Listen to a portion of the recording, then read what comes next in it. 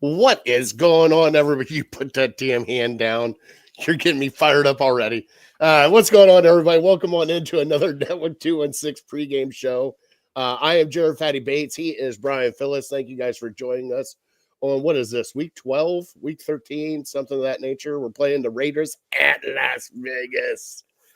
I got family out there right now at the game. They met Schmidt's aunt last night and had a couple drinks with her. So got to meet the kicker's aunt. They were having fun with her last night. So because they were down there in their Browns and Buckeye gear. Nice. So Bud, how's your week been? You been good? Week's been good, man. Can't ask for more than the hope and excitement that's coming for today's game. I mean, come on. We got the Buckeyes are undefeated heading in. It's now rivalry week. Head up against that ugly team you got in the background there on the other side of that flag. We've got so much excitement around this game. Could be the last shred of hope for the Browns season today. And you know what? It could be legendary. Oh my God. You're killing me. You're killing me. You would have thought that I would have learned my lesson. I should have worn my Johnny Manziel jersey instead of my Baker jersey. You would have thought I would have learned my lesson when Johnny Manziel mania came to town. You would have thought I learned my lesson when Baker Mayfield mania came to town. But no, sir. I have not. I am for Shador. He's going to lead the Browns to victory today. Not to spoil my spoiler at the end, but let's go, baby. I'm pumped. Oh, my God. You know what I'm pumped for? This right here. The second place medal for Mac for Mutts is what I'm pumped for. There you go. No, everybody get hyped up. Get hyped up. Get Shador hyped up. Why not? It's the last little string of belief and hope that we have for this Cleveland Browns team. You know, we're pissing away a legendary season for Myles Garrett, which is awesome. I love every minute of that.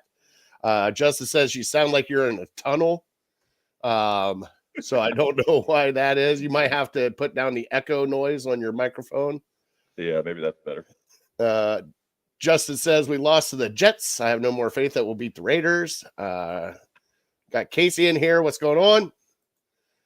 All right. Well, let's get into the shit show that was last week. I had a blast at the Top Dog Tailgate. By the way, if you ever want to go, they're doing their huge one for Pittsburgh.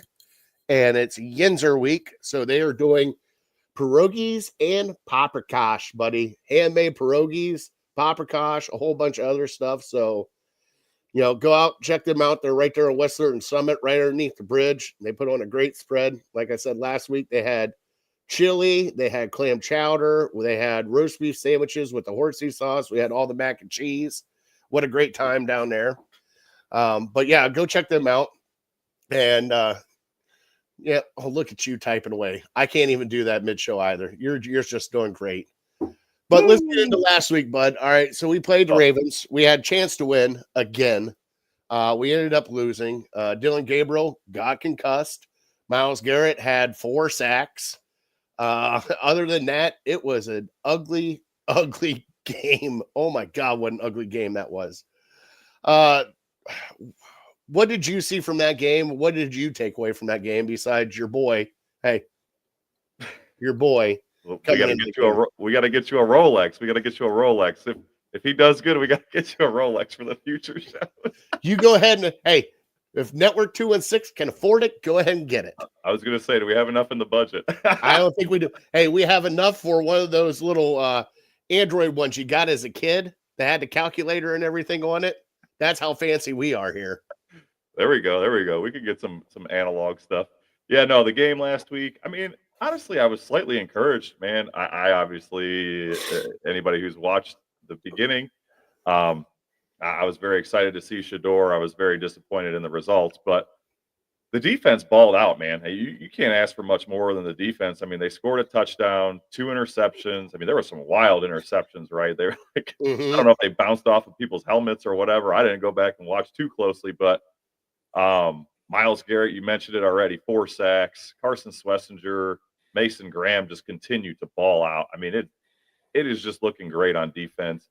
And I'm getting real tired. I mean, the special teams played well last week, right? So it's like, you know you can do it, but then whatever the hell happened like against the Jets 2 weeks before, like the week before. It's just too much Jekyll and Hyde on special teams, and I don't understand what the problem is.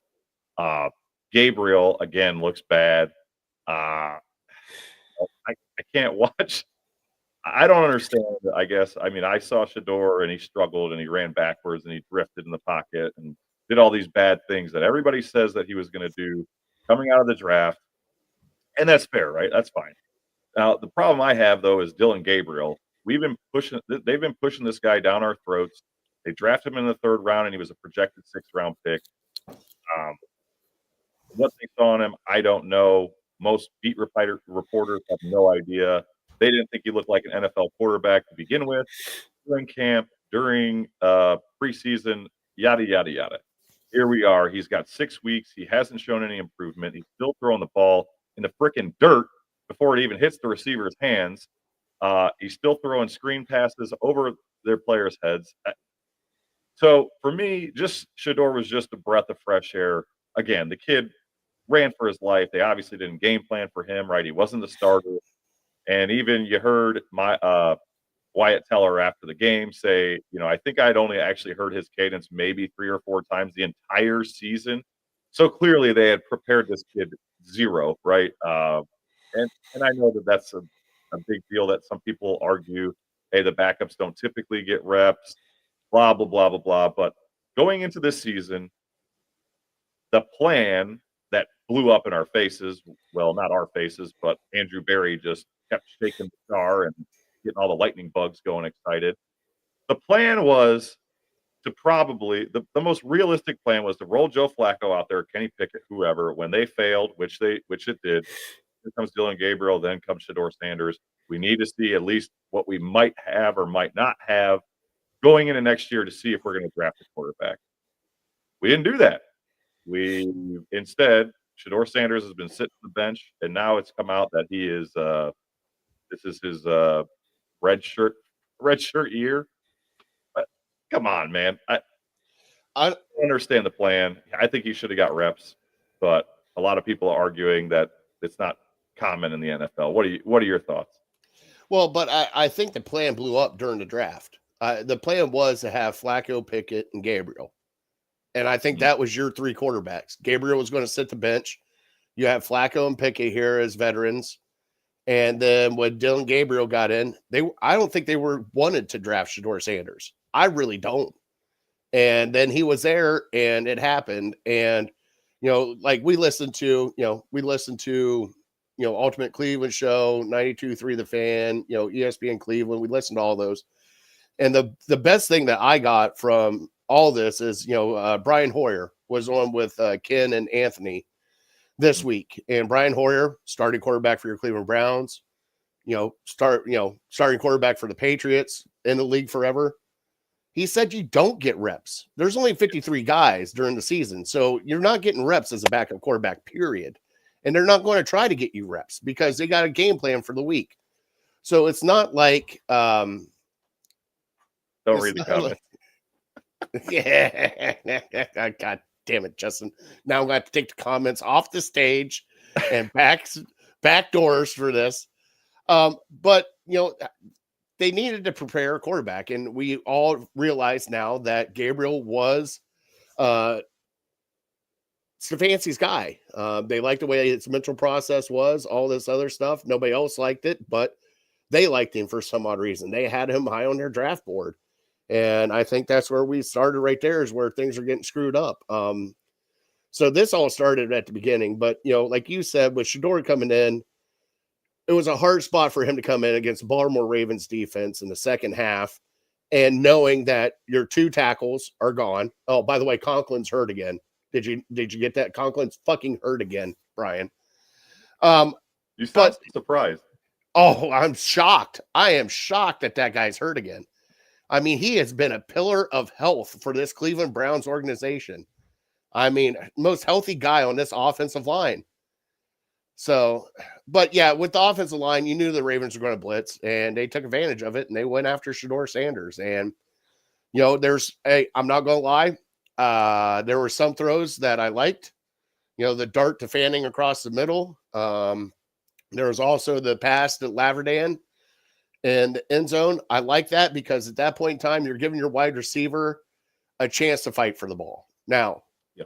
obviously, he didn't come down with it. Obviously, I would have liked to seen somebody other than Leverdan getting that pass. Like, I don't know, maybe our 1C, Jerry Jeudy or Fanning or somebody other than Leverdan. But I'm not saying that there wasn't glimpses of some stuff. But the thing is now they have a full week to game plan for this coming up. And I think it will be better. Do I think it's going to be, just amazing? No. My expectations are really low right now because guess what?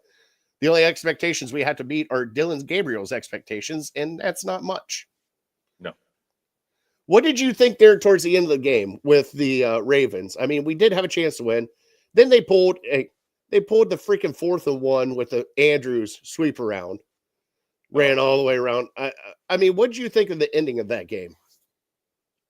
I mean, it was definitely some trickery, right? And I mean, good for them, right? They game planned for that. They've probably been prepping that play all year, and that's why they kept running Andrews up the middle to then at some point, leak around. Obviously, the defense it seems like the defense keeps doing the same thing when they hold strong for majority of the game, right? Even in the blowouts, it's like they hold up for 2.5, 3 quarters, and then all of a sudden the dam breaks and they're giving up 2-3 touchdowns in the last 20 minutes of the game. And I mean, that's been common, right? At the end of the game, that's kind of where the points are coming. And even like you said, with that 4th and 1 where Mark Andrews ends up taking it for a touchdown,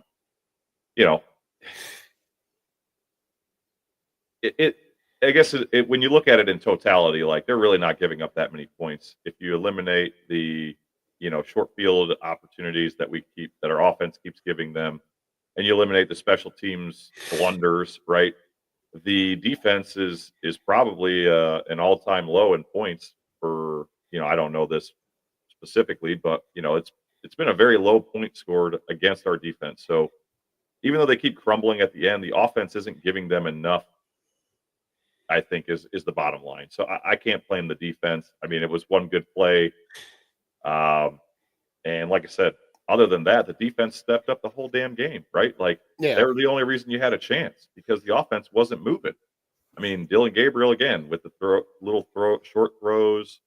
I think the only reason I might be getting my games mixed up, but like the only reason we even had as many points as we did was because the defense kept giving us the ball that we were already in field goal range. So it's like I can't, and our offense didn't even score a touchdown. Like the only reason we had a touchdown is because of our defense. Yeah. So I can't blame it. No, and our defense has been playing amazing. And I want to bring this up to everybody because this is probably the first time in NFL history since probably the late 80s, I'm guessing, since you're probably going to have Defensive Player of the Year and also Defensive Rookie of the Year. Carson Schlesinger he's a different animal, dude. Like that pick right there, holy cow. I questioned it. I'm like, this guy's only played 1 year of football. Like, what is this? What are you doing here? And they draft him in the 2nd round. And I'm like, come on, what are we doing? And watching this guy play, it reminds me of Clay Matthews. I'm not going to lie. It reminds me of Clay Matthews running out there and just beating the hell out of everybody. Throws shorter than Fatty. Dickhead, I am 5'9". All right. We've talked about this. I am average height. All right. Justin, at least I think that's average height, right? Is that average height? There's not a lot of people that are above 6 foot. So you're probably a little higher than. With the exception of 6'7" Brian Phillips over there. I'm only 6'4". Come on now. You've seen. Only 6'4". You've seen my highlight record over here on my Wheaties box. Okay, calm down.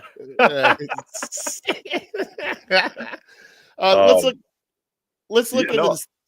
Well, and I wanted to bring up the defense because listen to what you did for this. Now, Derrick Henry did go off for 100 yards, but you held Lamar Jackson to under 200 yards passing, 2 interceptions, and he was sacked 5 times. Yeah. And Lamar was looking like great before then, he was on a roll ever since he came back from injury. And I feel like the Browns really shut him down for the most part. They did. Average Smurf. You son of a. All right. I'm closing the comments on my side. I can't even look at Justin anymore. He's getting me distracted. But yeah, I mean, as far as Schlesinger, I was in the same boat as you, man. When we drafted him and Joe Thomas didn't even know how to pronounce his name, I was like, here we go. Like, this is going to be bad. And he's been a surprise, right? They've been talking about him since camp, that he's just been all over the field. Obviously, wearing the green dot, which is something that even our veterans couldn't do well, is communicate to the defense as to what the plays were going to be, right? So him taking not only the responsibilities of just being a starter his first year, but having that dot and communicating, running the plays basically from the defensive coordinator. And I didn't even realize this because Mason Graham, we had talked about a pre-show. Mason Graham had made some comments about, Schlesinger is the hands-down defensive rookie of the year. I didn't realize that things were going so well. He is the betting favorite on the odds right now to be the defensive rookie of the year. So, again, it even speaks to Andrew Berry. I mean, everybody was thinking Travis Hunter was going to be the number one offensive and defensive player of the year, blah, blah, blah. I think he kind of dodged a bullet there. I don't give Andrew Berry a lot of credit because he hasn't deserved it. But this draft, he clearly had a plan until the third round, and he surprised me. But before that, So I'm excited, and the sad thing is you're just wasting those seasons, right? Like our defense is playing at a top 10, top 5 level. Myles Garrett is probably going to break the sack record. He's on pace right now for 25.5 sacks. So he might set the single season record. You might have the defensive player of the year and the defensive rookie of the year, and your record might be 4 and 3. The 3 and 14, right? So just embarrassing, just because of the offense. But again, I think that Shedeur Sanders can truly open things up on the offensive side of the ball. He's not going to just dink and dunk the whole time. You saw that last week. The numbers weren't great, but hell, at least, like you said, he threw the ball down the field. If he didn't have those jitters or whatever, he could have hit Bond wide open in the end zone. We would have never saw those throws from Dillon Gabriel. In 6 games, I think Dillon Gabriel had 1 pass completion of 26 yards, and that was on Sunday against the Ravens to Cedric Tillman, who basically had like 12 yards of after the catch. So in one half, Shedeur Sanders has already out ADOT'd him, I believe. Like, it's just insane. So am I excited for Sanders, but I was tired of seeing Dillon Gabriel. So I'm really hoping he shows up at least, 200 some yards and we're good to go moving forward. Justin, I turned the comments back on. I always have them on. I just love giving you shit. We got to do some Browns news first before we get into next week's game. We did have an Alex Wright extension, 3 years. I think it was $33 million. Dude, that's huge. That's huge for him. That's huge for this team because it gives you the bookend on the other side. Now, he is not an elite pass rusher that we need on the other side of Myles Garrett, but he's also that run stopper. Everything else, I think this is a great move to lock up a young, talented defensive end here for the next few years. So I love that. Also, got to give applause. Bernie, we didn't talk about it last week a lot because of everything that was going on with the chaos of me being downtown and everything else. But Bernie Kosar got a liver transplant. Everything is out. They're doing a special on him this morning on NFL Countdown. And the kid that gave his pretty much life for Bernie Kosar. So, just happy to see that happen. What a great story that is. If you don't know about that story, please go search for it. It's been covered here. A longtime Browns fan passed away. His dying wish was to give his liver to Bernie Kosar, his childhood hero. So please go check that out. We want to send prayers and well wishes to Bernie and his family as he's going through his recovery right now. So I know Kevin Stefanski went out and saw him already. Pictures of that have come up. But on that, I mean, your thoughts on Alex Wright and Bernie? So Bernie, I mean, just like you said, just a good story. I mean, it was a North Olmsted boy. He was way too young, but it was nice to see, the positive, right, for Bernie. We all love Bernie around here, right? So that was nice to see. But as far as Alex Wright, I mean, for me, for the most part, I'm really excited about it. I mean, you already mentioned it, $33 million. And somebody put out a tweet this week, and $11 million for your second edge rusher is literally the league average. So they're right in line. It's nothing crazy. And I mean, obviously, there's a big reason why Myles Garrett is having so much success this year. It's not like Myles Garrett turned into some different player, right? We've seen him for almost a decade now. Mhm. He's not any different. It's just that the defensive line around him has been trash for his entire career. They didn't even Andrew Berry came here and didn't even believe in defensive tackles. He thought he could just pick people up in the 7th round and let people run up the middle, no problem, right? So what you're seeing is they invested in the defensive line. Obviously, you've got Alex Wright and Isaiah McGuire, who were long-term plays and are Mhm. finally paying dividends. You've got Malik Collins having a monster year. Mason Graham, obviously, a big part of it. And even the linebackers and cornerbacks, safeties, whoever is blitzing in different packages. I mean, that's why Myles is having this monster year. It's, I think people have talked about it for years, right? He has another level. But I think he was just held back because, again, when the other 3 people on the line on average are just getting blown away, like, how much havoc can you create when you're getting triple teamed and chip blocked and all that stuff? So I'm really excited about the signing. It was kind of odd timing, but nonetheless, I think it was a good signing. The biggest thing that gives me pause is like, here we are investing more money into the defense when our offense is clearly the problem. So that's my only gives me pause. You know what I mean? Well, I, Go I ahead. I understand what you're saying with putting money into the defense, but it's defense that's already been here. All Yeah, right, it's not like we're bringing in a guy to add to the defense. This guy's already been here.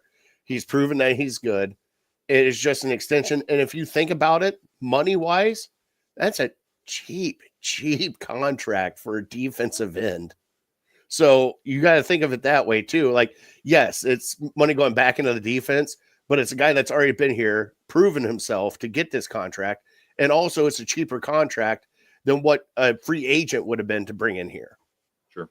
That's true. Yeah, no, like I said, the only thing for me is just we need help on the offensive side of the ball way more than we need to focus on the ball. Again, you mentioned it. He's already here. Again, I'm not upset about the signing. As long as they do something in the offseason, if their first 2 draft picks are on the defensive side of the ball, I might just close up shop and go be a 49ers fan. I don't know what else to do. But yeah, no, again, generally speaking, very excited about it. I kind of touched on the draft a little bit.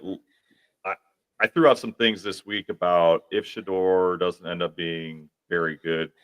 Obviously, that's not my belief, but in the event that he's not very good, we've already seen Dylan Gabriel not very good.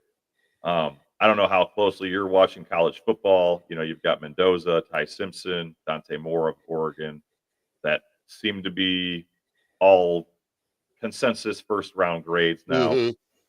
Mm-hmm. But when I posted, hey, I put a TikTok out there. I said, hey, who would you prefer, Browns fans? And a lot of people have come back and said, dude, I prefer that we just get a good wide receiver and a good offensive lineman and start building those positions up in depth wise before we get a quarterback. It seems like a lot of people don't have faith in those 3 players coming out of the draft. Combination of both. What are your thoughts? I mean, if we're sitting here and Sanders isn't very good, what do you want the Browns to do, or at this point, I guess, what are your thoughts?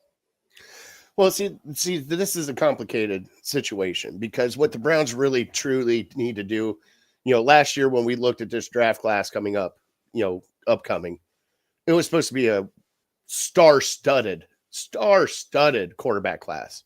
You had Nussmeier, you had the kid from South Carolina, Settlers. Mendoza, you had all these. I mean, you had Arch. Everybody tank for Arch.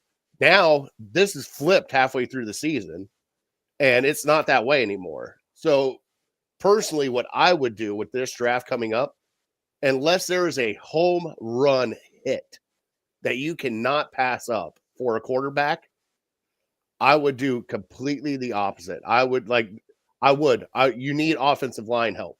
You need tackles. I would go draft a tackle. Wide receivers, I would draft a wide receiver because obviously you need one, and not one in the third round or the fourth round or the fifth round. You need one in the top 2 rounds that you can actually legit make a number one wide receiver. But that's how I would build it, and I would actually take a look. I'm not going to lie. For right now, if Shador doesn't look good, and we know Gabriel is what Gabriel is, I'd be making some phone calls to some people. Hey, Sam Fran, what do you want to do about Mac Jones? Hey, Houston, what about Davis Mills? I'd be calling people, just see them, touching base, seeing what you get, because obviously, look what's happened in Minnesota. I mean, JJ McCarthy looks like hot garbage, and they had a chance to keep Sam Darnold there, who took them to the playoffs. And now look what Sam Darnold's doing in Seattle. He's doing fantastic out there. So there is Daniel Jones, another example, in Indy. Baker, Tampa, another example. So there is a chance that a different change of scenery for somebody might benefit them. But the thing is, if that happens, do I want the coach and the GM in position? Do I want Stefanski to be coaching this guy? That's where I get kind of hauled up on, because if you're going to pick a quarterback next year, I don't want Andrew Berry picking that quarterback at all. I want Andrew Berry nowhere near this team next year, because yes, he hit on a couple picks this year. I still don't trust Andrew Berry to pick anything. He has not found a wide receiver. He's traded for wide receivers. He has not found, I am not an Andrew Berry fan right now. And Stefanski's getting very close to me, and I'm not being a fan of him right now, too. So, like I said, it all depends on what next year. What do you think? Well, you just threw out just a smorgasbord of different possibilities. Are we assuming that Andrew Berry and Kevin Stefanski are still here in this scenario? If they're still here in this scenario, either way, I guess. Dude, I think everything starts with the quarterback. I mean, I know our wide receivers suck right now. Our offensive line is terrible. I get it. You will find no argument from me. But if you don't have a quarterback, I mean, you've seen it in this league year after year after year after year. You don't have the quarterback, it doesn't matter. I mean, obviously, you have to have the coaching to bring the best out of the quarterback. But, I mean, if you're talking about, say you draft, let's say we get Carnell Tate with our first pick, and we get the offensive tackle from Utah or something, Bango or whoever, with our second. Okay. And then we take a flyer on Drew Aller in a third-round pick, right? Something like that. We're just going to be playing the same circus next year of, is it Shador? Is it Dylan Gabriel? Is it Drew Aller? Should Drew Aller be getting more snaps? And then, maybe Dylan Gabriel doesn't look good. Maybe Shador doesn't look good. Maybe even Drew Aller doesn't look good. And then it's like, I think, from what I can think of in history, like you think about Baker Mayfield, he came in and just changed the whole game, right? Josh Allen, CJ Stroud, like you can go on and on and on and on. If you don't have a quarterback that can make the plays, that can make the wide receivers look better, it doesn't matter who you've got at wide receiver unless you get like a Justin Jefferson or a Jamar Chase, somebody like that. So, to me, that's where it all starts. So that's where I would focus. Now, that's also assuming that whoever the GM is has a first-round grade on whoever is still available. If he's got a first-round grade on that quarterback, whether it's Dante Moore, Mendoza, Ty Simpson, hell, even if it's Lenore Sellers, I don't care. Like, draft him at 3 or 5 or 7 or wherever we end up. Go and get that guy, and we'll just see what happens, right? Like, you've seen it time and time again. I mean, look, Patrick Mahomes was drafted 10th overall. Josh Allen was the 3rd or 4th quarterback drafted in that class. The second? Was it? Okay. I thought Baker was first. Baker was first. Josh Allen was second. Okay, I thought Rosen went before. No, nonetheless. Okay. No, So Rosen went like 19th or something like that to Arizona. Okay. I was wrong there. But it seems that every year, the year that Bryce Young came out, he didn't look very good. I mean, he had a really good game last week, but he didn't look very good, and they drafted him first. And C.J. Stroud so far has looked like the better quarterback. Mhm. You never know, right? Again, Jackson Dart, he looks way better than Cam Ward so far. But again, if they have a first round grade on a guy, I want them to draft that guy, whatever it is, because if you think he has the potential, I think that's where you need to be. But I just don't want to go through another year next year of doing what we're doing now, right? Like if Shador's not good.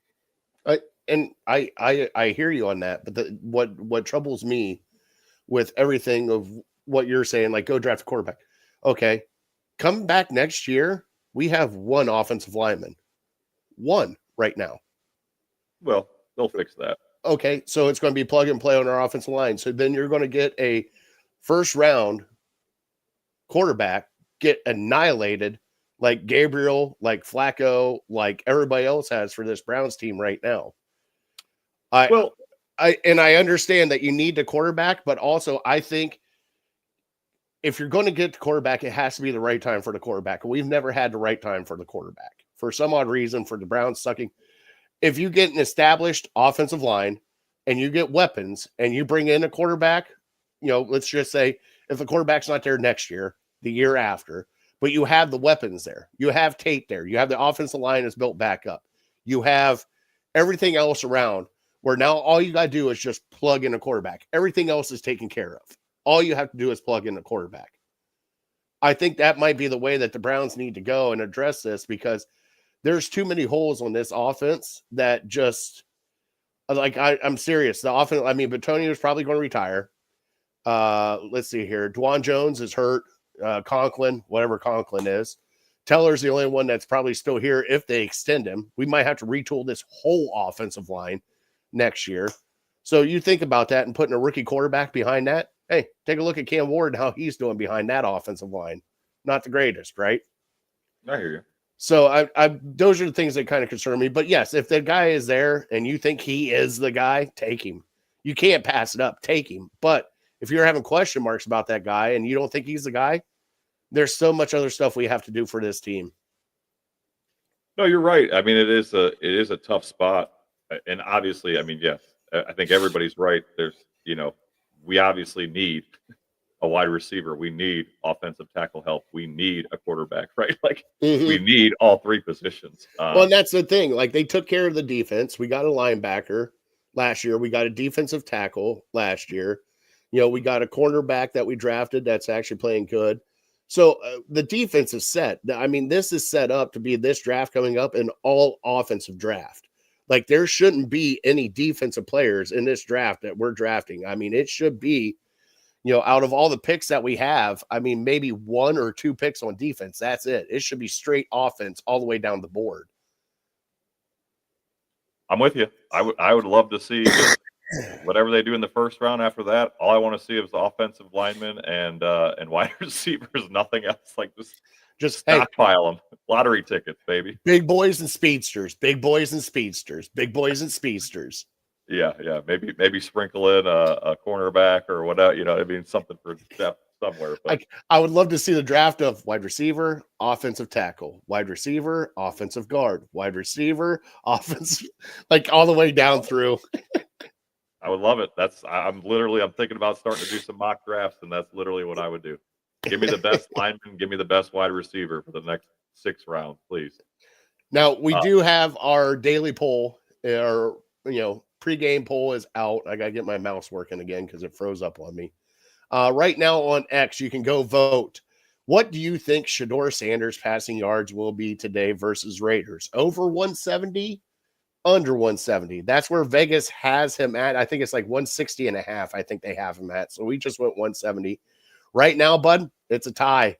50-50 right now on the poll there. You want to start talking about this game coming up, or do you have one more thing that you wanted to talk about? No, man, we've got the plenty of time to talk. Let's talk about this game coming up because I'm super excited. But yeah, no, I mean that sounds right, right? The poll sounds right. That's exactly where Vegas has got it is like 168 or whatever. So for people to be split, that's where the money is split as well.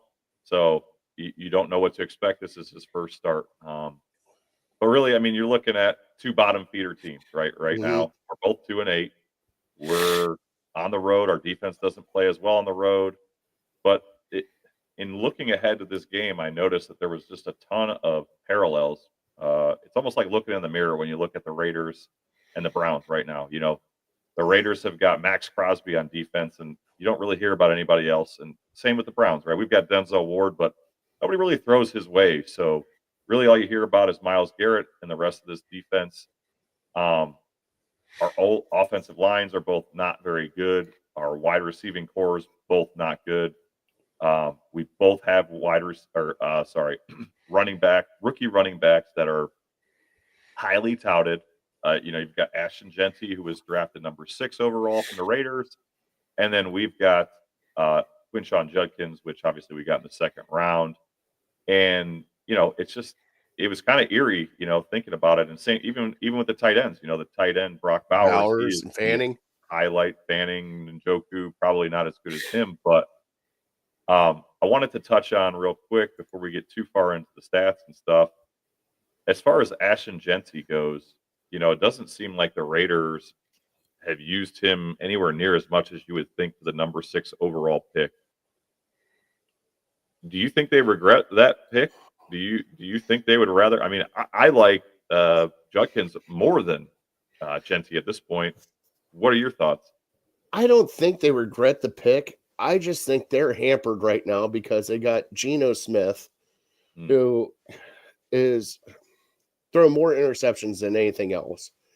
And most of the time they're playing from behind, so they're not going to rush him as much. And I think that's it's kind of the same problem that we have, that we've talked about. You get to the point where you're behind, you're going to be throwing a lot more. But like they don't have wide receivers. Their offensive line is horrible. I think Genty is going to be a great running back, but I think they need to build, and they're doing it, kind of their way. They're doing, Bowers, Genty, and then, wide receivers I've never even heard of before after watching the other game. But I like him. I think him and Quinshon are kind of the same mold, same running back.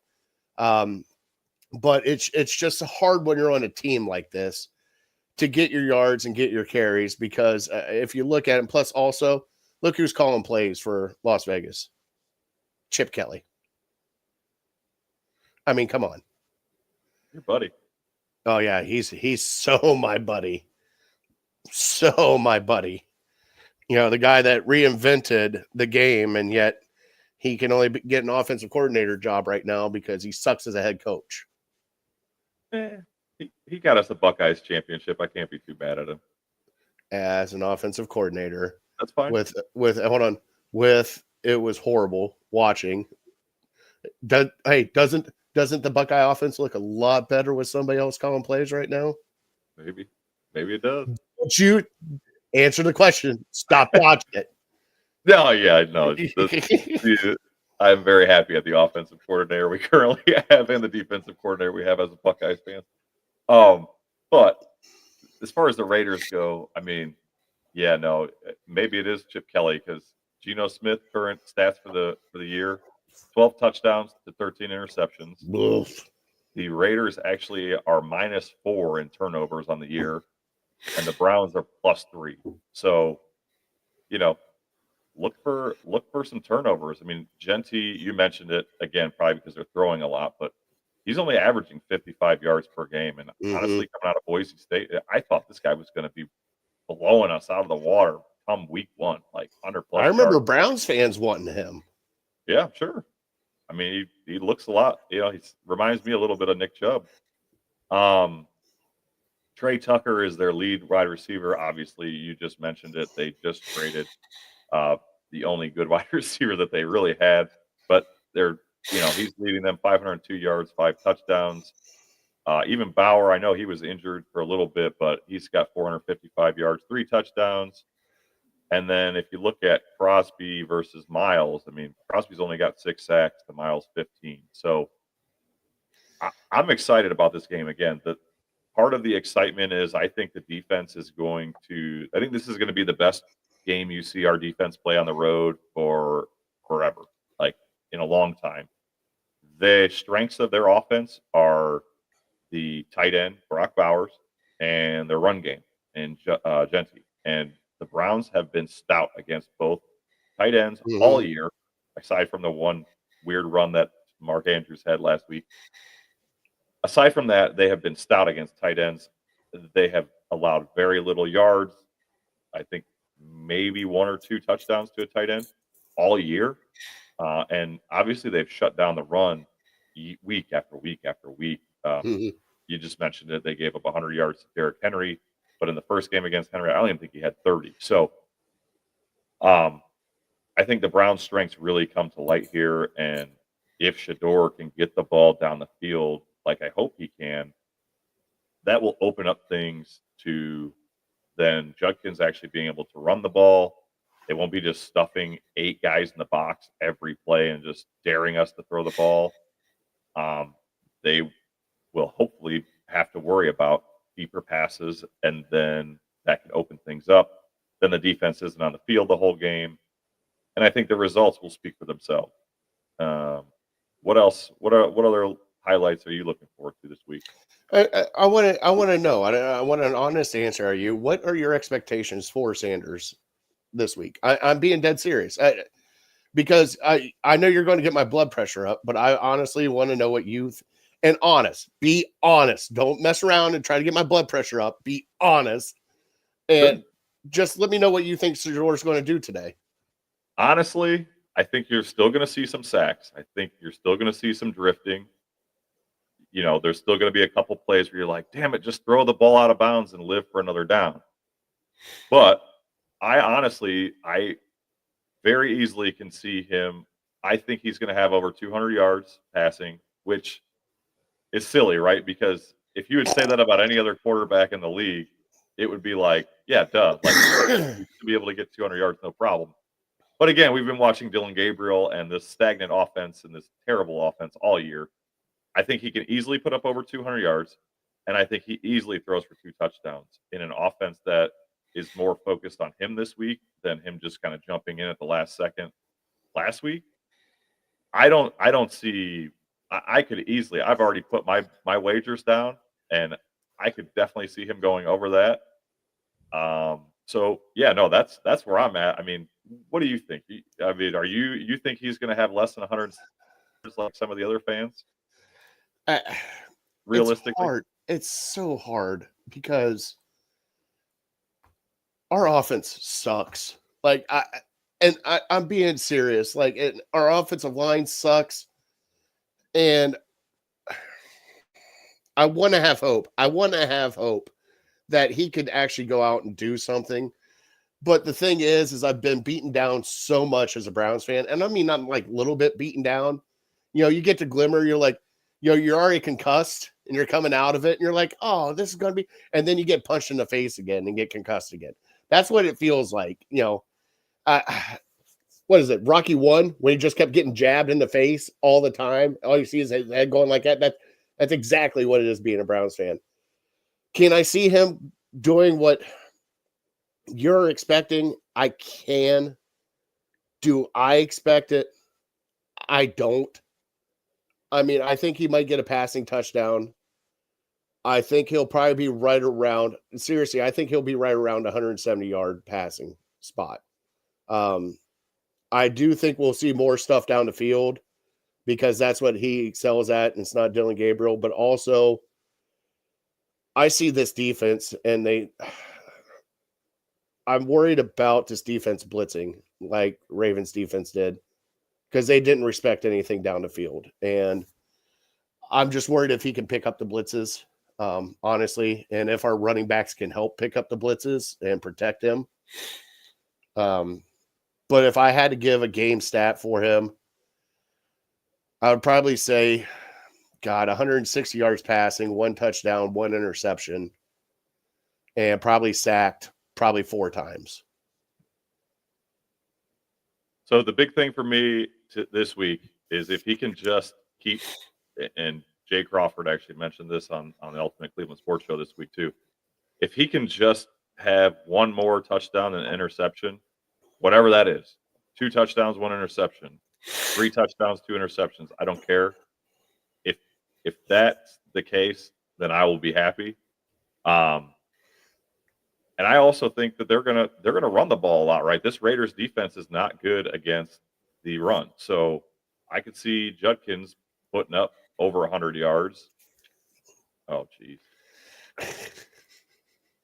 There's your reference. Yeah, Adrian. But yeah, no, I could see it. I could see it being right, but you're going to be wrong, my friend. You're going to be wrong. Well, Shedeur is going to be legendary, and I cannot wait to see Kevin Stefanski get on that podium after the game, and when they ask him, "You said that Dillon Gabriel was going to be the starter if he's healthy next week. What is going to happen now? Now that Shedeur's played a good game," and he's going to be like, "Well, I have to review the tape. You know, we have to be better as coaches. I have to be better as a head coach." It's going to happen. Be prepared. I'll bet you $100 that he'll come back on and say Gabriel's still our starting quarterback going forward. If Shedeur throws for 200 plus and 2 touchdowns, he can. I can honestly tell you that they have a hard on for Dillon Gabriel. I don't know what it is, but seriously, I'm being dead serious. Even if Shedeur goes out and throws for 400 yards and he looks like Joe Montana out there, I still think they're going to go back to Dillon Gabriel. I really do, bud. No, you're crazy. You're crazy. If that happens, Stefanski, Jimmy Haslam's going to be like, "Stefanski, that's enough. You're gone, bud." I'm just warning you. Just warning you. I mean, the guy throws the ball into the wide receiver's hands. That's all you can ask for as a quarterback. Like, yes, he takes sacks. Listen to what we're arguing over. We're arguing over 160 yards and 200 yards. It's not like a 250 game and 3 touchdowns. No, we're arguing over the bare minimum that a quarterback can do for this team. Yep, I hear you. It's sad, but he's a rookie, so I'm pumping my brakes. In my show earlier this week, I was saying 300 yards and 3 touchdowns, and my co-host about roasted me off the show. So I had to reel it in. I had to come back to reality. But I can't see it. If he does that, man, if Stefanski says we're still sticking with Dillon Gabriel and then he gets fired magically this week, you'll know everything you need to know. All right, well, let's get into our score predictions and our big bold takes for today. And then we'll do our parlays. We both have parlays. We didn't have them last week. We both have different parlays, which you kind of laughed at mine and I kind of laughed at yours. So we're about to have fun with this. But let's get into score predicts. I'll go first since we really didn't have much of a time last week with the nonsense that I was going through. And thank you all for bearing with us last week because I'm trying to hear, and I got Return of the Mac playing in the background, and I'm hearing it. I got people coming over to the guardrail and peeing over top of it, and it's just a weird time down there. You know how it goes. But I'm actually picking the Browns to win today. I think it's going to be a slugfest. I would have taken the points at the +3, but I went with the money line because I have a feeling they're going to win this one closer than that. I think it might be a 1-point game or a 2-point game. But I'm going to go Browns 23. No. Browns 24 and Raiders 23. I think it's going to be a 1-point game. And the reason I say that is because my parlay coming up, but that's the reason why I put that number there.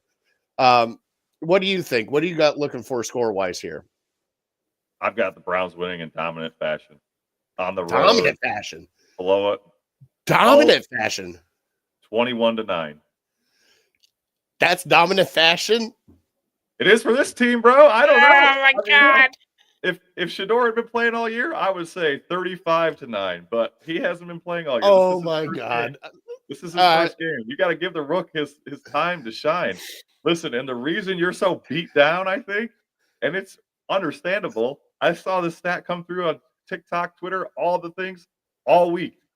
The Browns, rookie starters or whatever, first time starting quarterbacks, first start in their game, 0-17 since '99. Mhm. So there's a reason you're beat down, but that's okay. History does not have to repeat itself today. God, Telling you, 21-9. I'm telling you, if it's 35-9, I'll be texting you, blowing you up. So I'm going to be coming down to that beautiful city of yours, and you and I are going to start smoking the same crack together. All right. We're going to get down there. We're going to get the tinfoil. We're going to get the peace pipe out. We're just going to, you and I are both going to sit there and just, oh my God. Thank God we don't have any sponsors yet for this show. It doesn't matter. Hey, sponsored to you by White Ice Crack. Heck yeah. Why not? Oh my goodness. What's your bold predict for today? My bold predictions, again, they're not. Shedeur Sanders 300 yards today. Shedeur Sanders.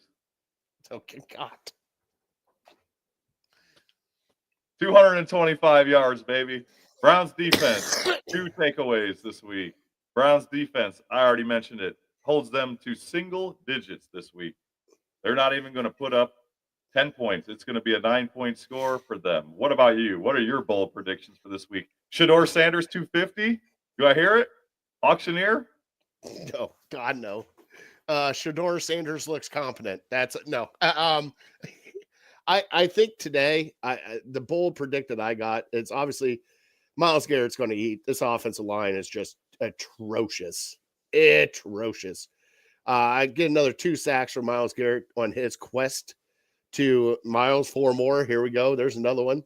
I am with you. I predict 2 turnovers, whether I think a fumble and an interception. And here we go. We haven't had it in a couple times.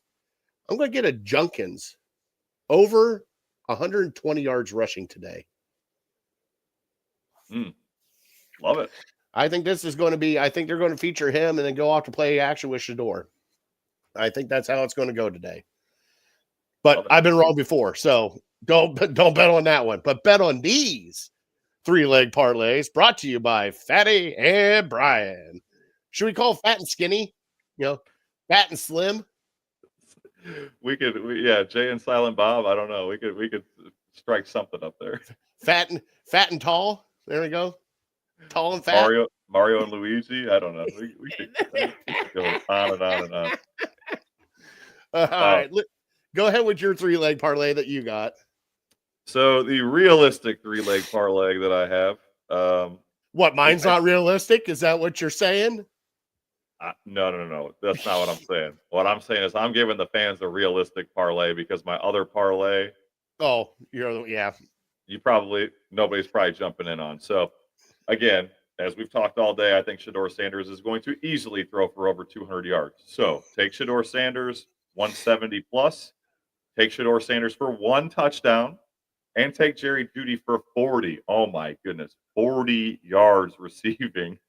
Take the over on that. Parlay those 3 together. You're at plus 315 if you're using DraftKings. You get a 20% boost. That's plus 394. And you can make, on $5, I think you can make $25. So I think that's a very realistic parlay. My other one, pie in the sky. Shedeur Sanders 200, Jerry Jeudy 80 yards and 2 touchdowns that you can do for $1. That's plus 2,600 odds there. Jeez. You throw $1 on that bad boy, which is again not crazy for a normal NFL team. You could easily make $27. So what do you got for us? I know your parlay is way different than your previous ones. What do you got for us? Yeah, I got the Browns money line. I do think they squeak out a win today. Oh, there we go. I forgot the 1. I had to bring up my bets. I'm sorry. You're good. Got to carry over the 1, get the 2. I have the Browns money line. I actually took, and I'm probably stupid for this because I don't think that this is actually going to hit. but I did take the over. The over is 35.5. Mm. I mean, think about that. 35.5. Like a 2017 game wins it right there. I mean, if they can't get 20-17, then they shouldn't be playing in the NFL. Let's just put it that way. And then I got Harold Fanning over 30.5 receiving yards. I think he could do that in one pass, especially the one pass that Sanders hit him right over the middle. So those are mine. That ends up being plus 625. A $5 holla will win you $36.25. Okay. Well, do you think we break history, huh? I do. It's been a while since we've beat the Raiders, believe it or not. Well, I just want a good game for my family that's out there. My sister and my brother-in-law are out there. They flew in Friday, and they're going to be out there till Monday. But they're out there for the game and everything else. So I just want a good game for them because it was his. I do not believe so. I could find out and get pictures. Like I said, they met Schmitty's aunt and was out with her. They found a bar that had the Buckeyes game on, so they were out there just enjoying life. I told them to put $100 down on 19 for Bernie for the roulette wheel, and also put $200 down on black just to hedge that bet. And no, I just want everybody that's out there to have a great time. I know a lot of people traveled out there for this game. And if you've never been out to Vegas and seen that spaceship that's out in the middle of nowhere, might want to make a trip out. I think that's going to be our next trip out. I'd love to go out there to that, just see it inside. I got to see it outside, and it's out in the middle of nowhere. It just floored me. I'm like, really? This isn't Raiders. Like, I'm thinking Raiders. You see all the tailgates in Oakland and everything else. Like, this isn't Raiders. But, oh, well. All right, so you got our picks. You got our wins. We both predict a win today. That means they're going to win, right? Well, that's what we said about the Jets game, and that didn't work out so well. But real quick, before we hop out, do you have an updated injury report? I was going to say I can run through. So as of yesterday, what I saw was Dillon Gabriel obviously out. Alex Wright and Jamari Thrash were already listed as out for the Browns, and it seemed that everybody else played Friday, at least a limited participation, minus Myles Garrett, but that was for an illness, and we all know Myles Garrett, he's going to play through an illness. Yeah. And then on the Raiders side of the ball, I didn't see anything that they didn't have anybody even questionable for this week. So no, they had Max Crosby showed up. Oh, okay. And Jonah, I don't even know how to pronounce his name. I'm not even going to try. But yes, right now, so far, Thrash and Wright are out, and Conklin is questionable. He ain't playing. Let's be honest. He's playing, baby. He's playing. That's the number 12 magic. Oh, yeah. Is that what it is? I'll give him about 12 seconds out on the field before he gets run over again and gets hurt. I'm not saying he's going to last the whole game, but he'll All right. Thank you, everybody, for tuning in to the 216 pregame show. Catch us back here next week. Thanksgiving edition. I think we will be Thanksgiving. We might have to change times on that. I might be traveling back from Columbus. So we'll talk about that off air. Yeah, we go down to my sister's for Thanksgiving. So we stay the whole weekend, and we'll figure it out. It might be a road trip home and me cussing in front of my kids, but it'll be fine. Be fine. All right. Give them the Here We Go Brownies. Here we go, Brownies. Here we go. Oh, you and that stupid watch. God, I love you. All right. Let's go, Browns. Let's go get a W today. Let's go get that win. Let's get that win. All right. We'll see you guys next week. Have a good time. See ya.